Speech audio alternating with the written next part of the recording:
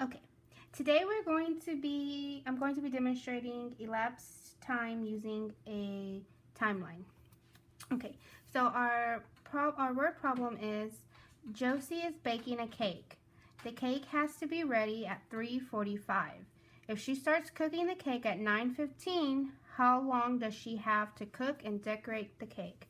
So before we get started, I just want to underline the key points in the problem. So we know that the cake has to be ready at 3:45. So we know that that is something that we need to know. And we need to know what time she's going to start cooking. So we know that she's going to start cooking the cake at 3:15. So I think that's a good one to underline. So how long does she have to cook and decorate the cake? So we want to know how long does she have to cook the cake.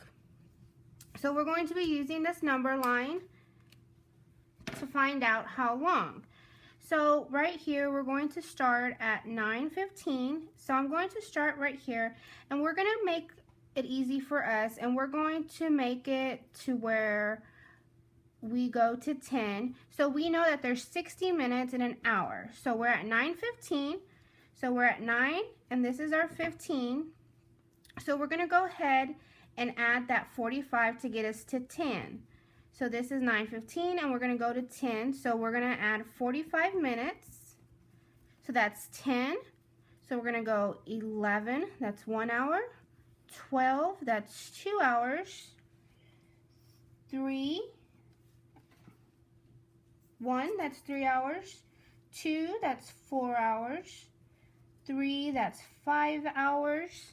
So we know we have 5 hours already, but we know that she has to have the cake at 3:45. She has to have the cake ready at 3:45 p.m.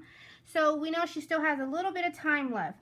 So what we're going to do is we're going to add 45 minutes, and we know that 45 minutes out of 60, and 60 minutes is in an hour. So we're going to find out on the timeline where the 45 minutes would go. So we know that's 15, 30, and then this is our 45. So we're going to go ahead and we're going to add 45 here. So we know how many hours. Let's count how many hours we have. So we have 1, 2, 3, 4, 5. So we have 5 hours, and let's just go ahead and put our hours here. So we have 5 hours. Okay, so we know that Josie has 5 hours to cook the cake. And every 5 hours is 60 minutes. So we'll just put that right here, 60 minutes. And so now we need to know how long, right here, our minutes that we have here are 45 and our 45, how those equal an hour. So what we're going to do just here on the side is a little bit of math work here. We're going to do 45 plus 45. So let's see, that equals, and we just carry that 1 up here, that equals 90.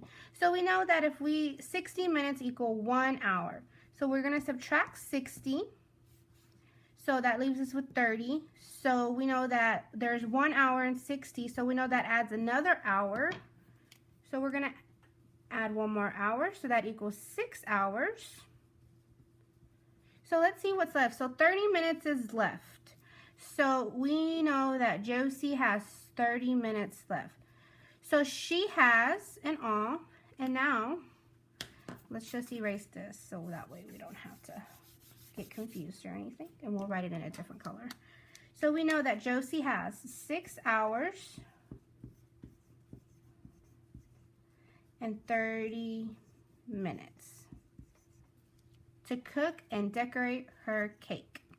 And one thing that we need to know is that a lot of us get confused because sometimes we forget that we need to make sure we don't forget our minutes, because sometimes when we hear our parents, they say, oh, what time is it? And they say it's 3 o'clock, but it's really 3:15.